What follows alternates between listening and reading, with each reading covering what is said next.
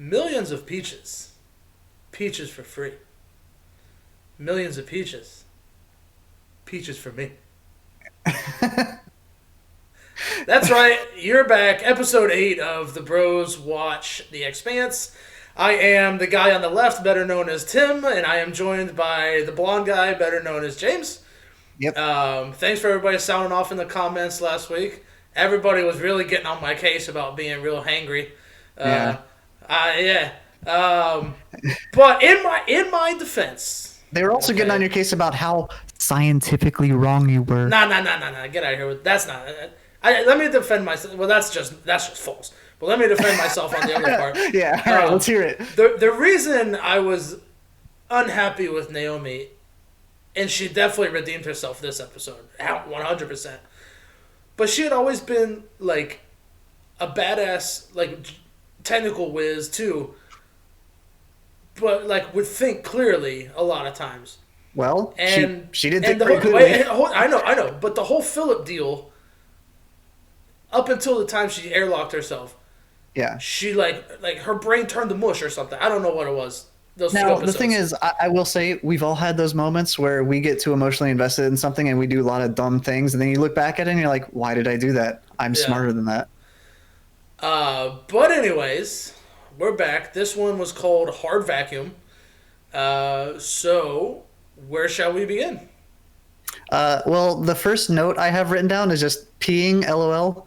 Yeah, so that's funny. And if you look close, you can see both streams. I was like, that's pretty. Both of them streaming out. Now, they didn't have to do that, but no, I love that they didn't we're just having like Amos and Clarissa were just having like a casual conversation, like it wasn't even happening, which I thought was great. It showed them like they're very much companions. Like it doesn't seem like it's romantic right now. They're just kind of and like friends we said, journey. Like we said before, I really hope it stays platonic. Yeah. I like their chemistry the way it is. I don't need them like getting all softy on each other. Yeah, I hope it's more Sam and Frodo. Well, who's to say they weren't? Who's to say they weren't in love? I mean, there's a lot of. Yeah. I mean, especially when those movies came out, there was a lot of that floating around. Yeah, there was a certain atmosphere, you could say. Anyway, sorry for any hardcore Tolkien fans. Yeah. How dare you talk about Samwise like that? Yeah. Okay. Anyway, let's get back on track. Anyway. They're headed to Baltimore. Amos knows that he might have some issues when he gets running into Eric later, but he doesn't quite know what's going to happen in Baltimore, and that's kind of all we get. And then we do see the ship take off. Yeah, the suborbital ship that she talks about. Clarissa talks about that, and then that kind of sets off a light bulb moment that we'll get to later. Yeah. It's just. I mean, we're just kind of getting a little more. I want to almost say like world building, not really world building, but like just kind of like this is you're seeing a little more. They find the dead bodies and all at the senior home, so it's just kind of like she even asks Amos like, "Is this how it is now?" And he's like, "Well, yeah, probably for a little while." Yeah, he's like, I forget what the line was, but it was like, "I hope it was a thing of mercy," or "I hope it was a good thing and not a bad thing." Yeah. Like a euthanasia sort of deal. Yeah, like they're not going to survive anyway, so Yeah, and then after that, we get the cut to Naomi, and boy, is she messed up. Yeah, Naomi's having a rough time. Who would have known being out in space for a while kind of jacks you up?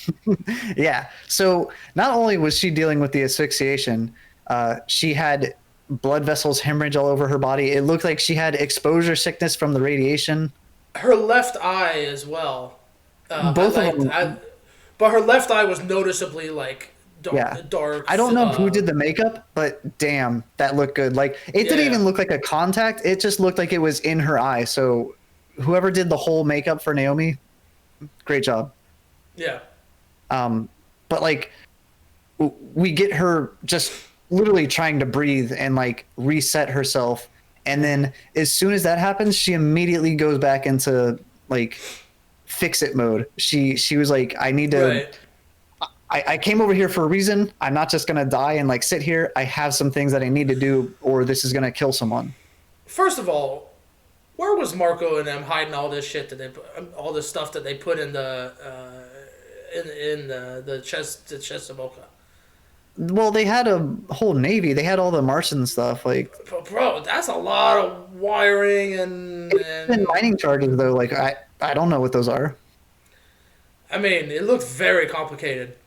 It did. And because even she, like, when she's starting to try to figure out, she's like, "Oh boy, they did a good job here." She looks at one of the charges and it's like, "Don't disconnect it after it's been armed." Like, well, duh.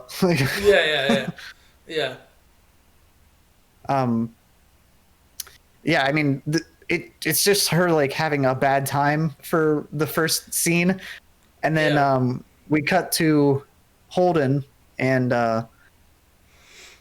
I'm not going to say reporter lady, Monica. you almost did, didn't you? I almost got you. I almost got you. Myself because I was like, dang it. Oh, I almost got you to say it.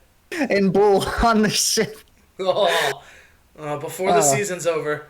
And basically, like, the whole thing that boiled down to was they don't know if the proto-module is actually destroyed. They know that they've... Holden even says, like, yeah, we've destroyed it twice with a reaction. Well, but they were kind of going through the list of like kind of what we thought, right? Like they would have had to hand it off, like yeah.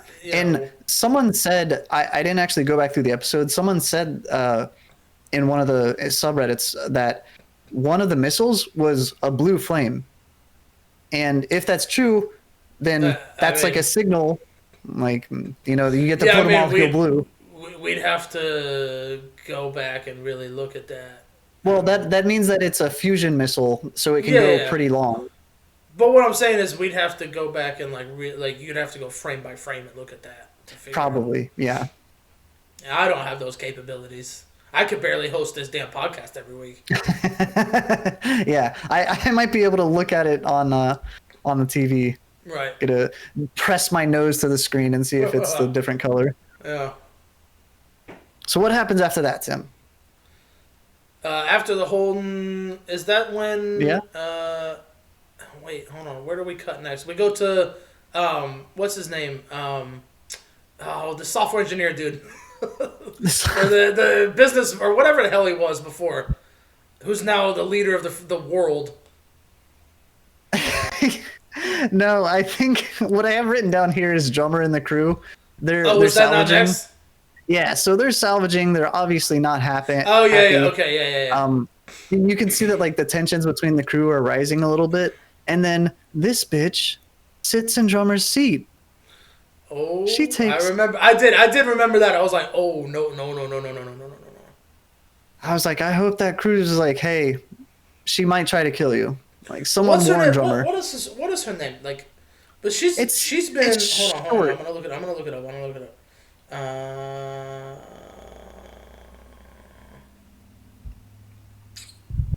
Because I can't remember either. Carol.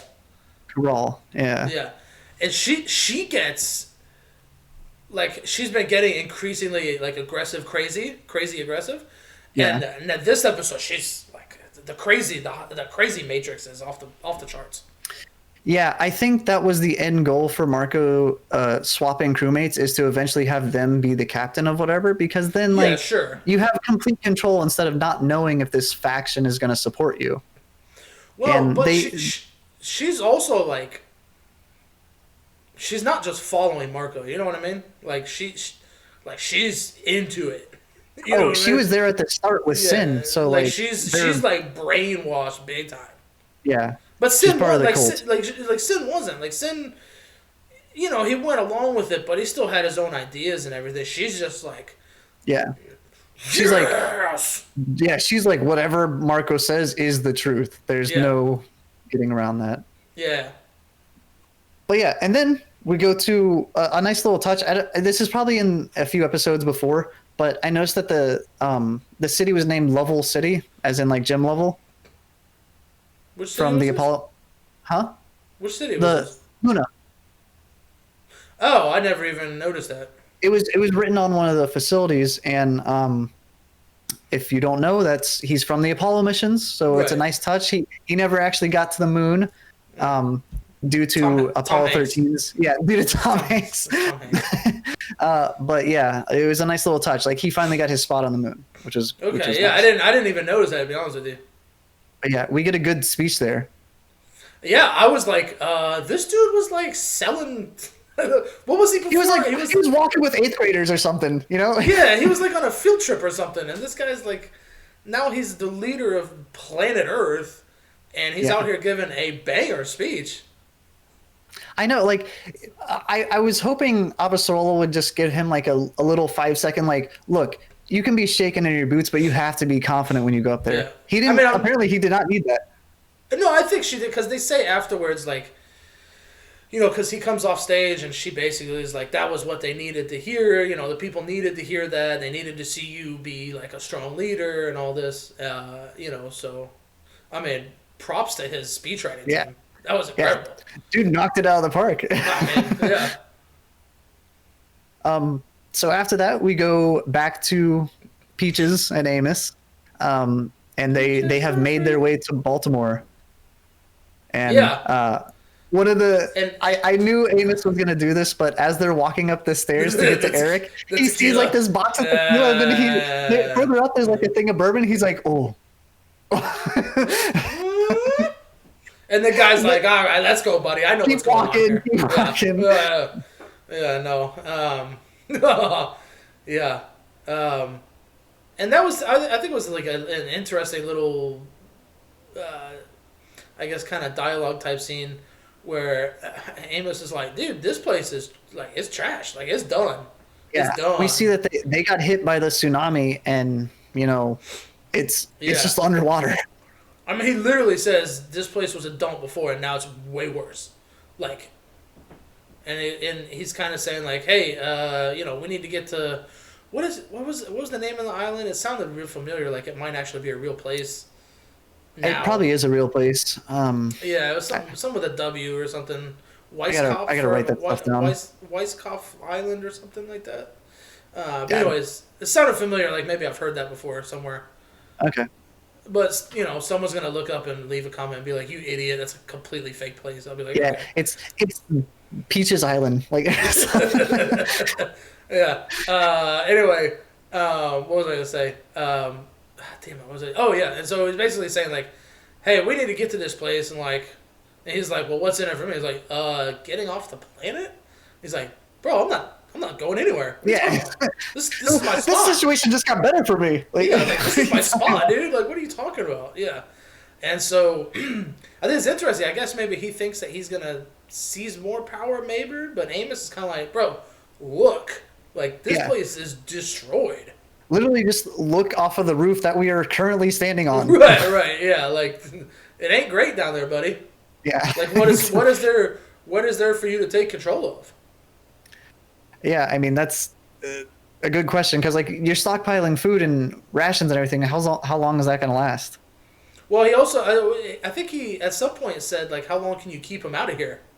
Yeah, that's kind of alluded to how long can you keep people out of your building. Yeah, that's a good question too, because they will get desperate. Oh yeah. And then at the end of that conversation. Amos is just like, we're gonna need a little bit of that tequila too. Yeah. Of course, Amos always, you know, he's always got like a line or like a little quip or something. You know, he's always got like that little.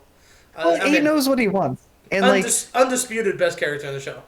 Yeah, he's been out in the solar system, hasn't had any chance for like real legit liquor, but then he's like, just can we get some of that tequila? By the way, hey, you guys got like a box of that tequila for me? Yeah. you got any more of that tequila, man? Yeah. Joe Rogan. Yeah. Boy, so, I hope people get that reference, because that's like 20 years old by now. I know, it's crazy how long ago that was now.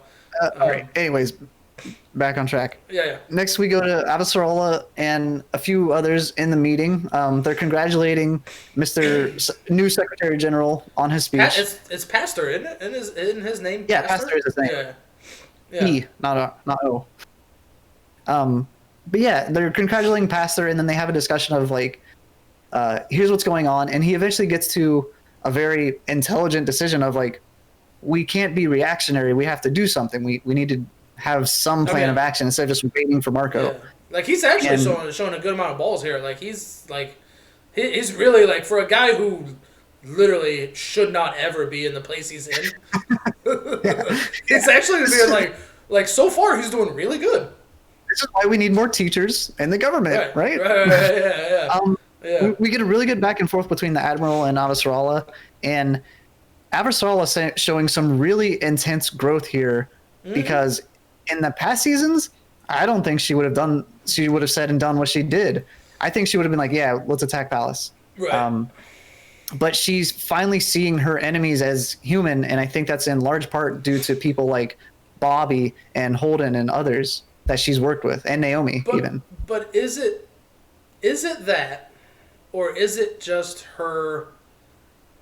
You know, she's playing chess. Everybody else is playing checkers, right? Like because she straight up says, like, if you attack that station, any belter who isn't already with Marco will be with Marco, and then we've got a problem. Yeah, because like they're just gonna play that propaganda line and be like, yeah, they just murder civilians for no reason, right? So I don't know how much of it's her having heart as much as it is her thinking and being like, yeah, but then we're gonna create more problems like this. I mean, anytime she does anything, I just think that she's just trying to get back in power. Like that's anytime she does anything, I just assume she's trying to grab power. Maybe, but I think with her husband being presumably dead, she is not fully concerned about that. I think she's actually trying to look out for what's best for Earth. Yeah, but you know what? We'll see. I meant to mention that earlier. Like, her husband just died, and when he's giving a speech, she's like, yeah. You know, like, bro, like literally 10 minutes ago in Showtime, you were like worried about your husband, and now, like, now you're like just back on the train of like, I'm back in power. Yeah, maybe. Yeah. Also, yeah. So yeah, we don't know her motives. Again, such a complex character that you can't really tell what's going on. Yeah. But after that, we see Naomi just being more of a badass, and she's getting back to her like technical badass ways, and she is struggling really hard for every single thing she does because her body is just a wreck right now. Well, and also, what was the deal with anytime she goes to the one part of the ship, like the tech part of the ship? Yeah. I guess there's just no oxygen back there. There's just no like. Yeah, they must have vented everything except for navigation control. Because it showed her suit didn't have any oxygen, so she's just going on with whatever is pressurized in her suit at the time, which we see only gives her a limited amount of time. So we see her maybe get a message out, but then a little later she kind of draws the conclusion of like, it didn't happen. It's nothing can get out. They had it hardwired somehow over that, like because she thought she was bypassing the system. Yeah. To get her message out. We see later in the episode she's testing all the systems one by one to see which one's sending it out. I was going to say, it took me a minute to figure out. What she was doing. She was trying to find the main connection. For where the power source for the message was coming from. Yeah, and I want to leave that to the end, but it's really good what she did. No, it's very good what she did. I kind of knew when she was trying the wires. I kind of figured that's where she was going with it, but yeah, I didn't figure out the full goal until basically it happened. Yeah. But then we get a little bit more of Drummer and the crew. They're sitting around, and you see some cracks in the crew, but they're space water. Kind of like what? Space water. Yeah, space water. So he spills the water. Oh, you klutz! And then like yeah. Dude, that was so good because like it shows just how lovable the whole crew is. I thought that was great of them just like laughing and like sucking up the water balls that were floating around. But also like they went from like ready to kill each other to like, oh, let's play with the water bubble. Yeah.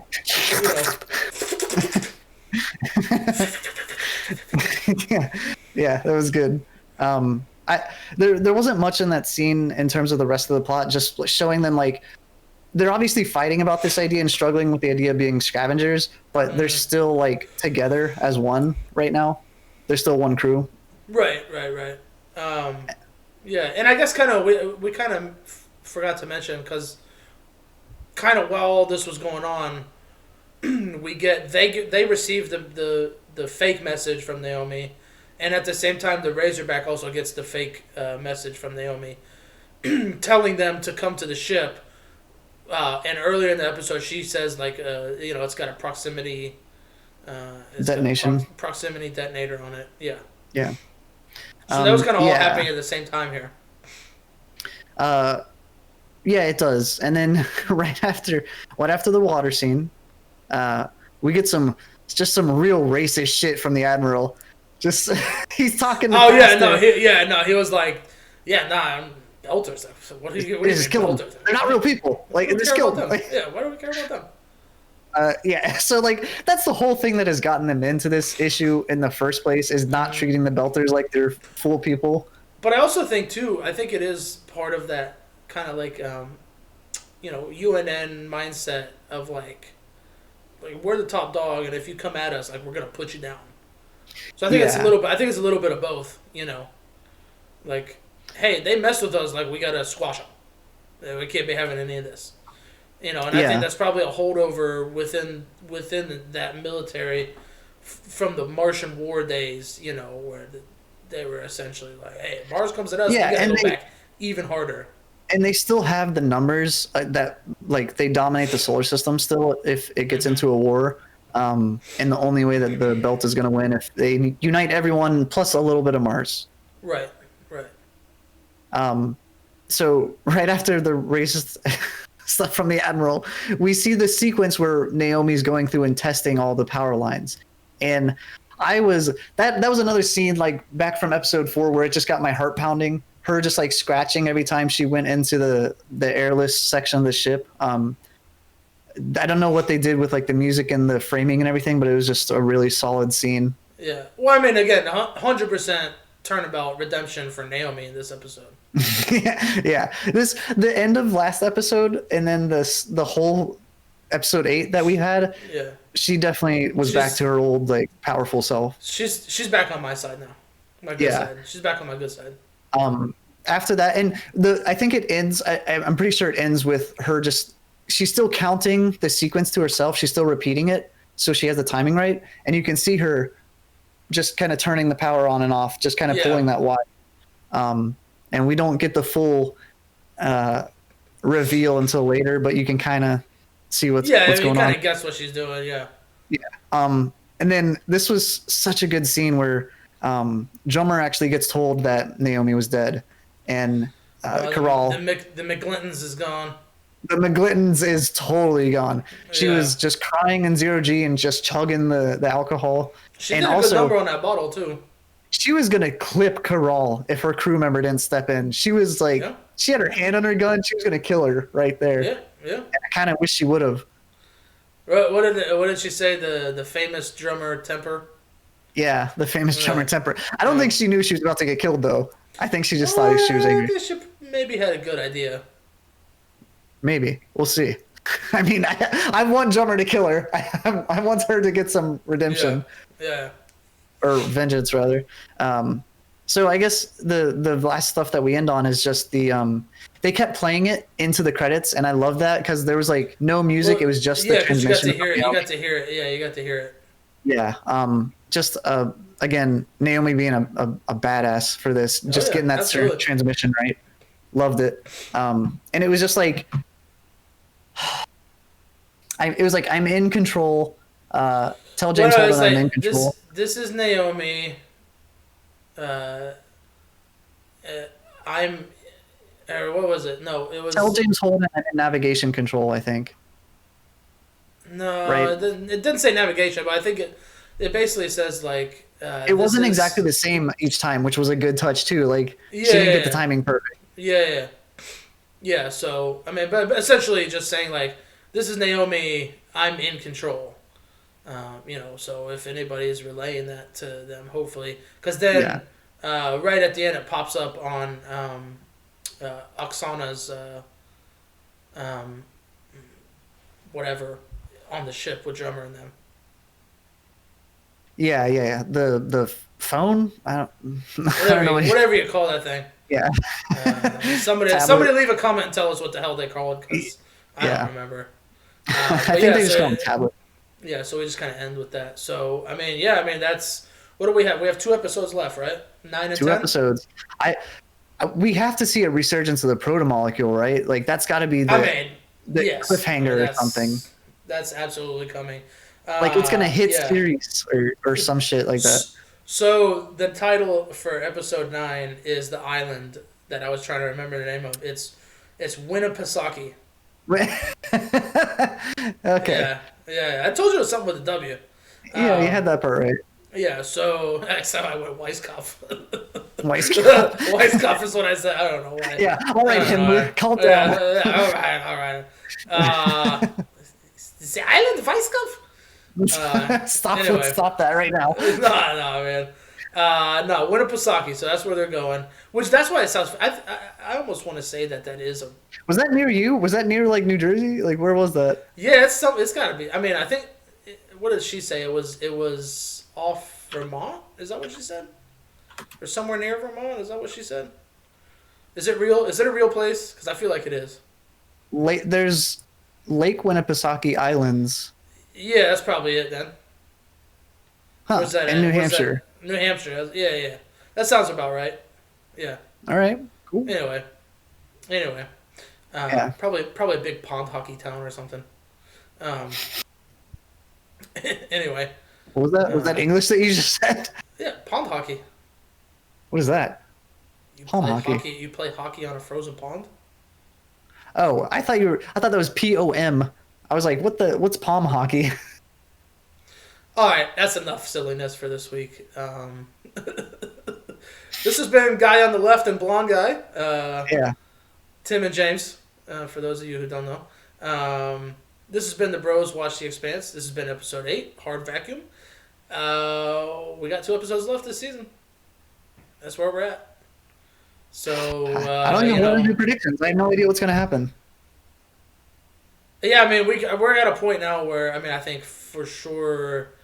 Well, anyway, we don't need to spend more time on that. Yeah, let's just enjoy the churn. We'll do finale. Yeah, we'll do finale predictions next week after we're done. But this has been the Bros Watch the Expanse, episode 8. Tell your friends, tell your kids, tell your wife. Because we're watching everything out here. Give us a little... Nicely done. Because, give us a little like, rate, subscribe, whatever. Leave us a comment. Ask us some questions. Don't get mad at me for being angry at Naomi for half the season. She did it to herself. Anyway, we'll see everybody next time. See you.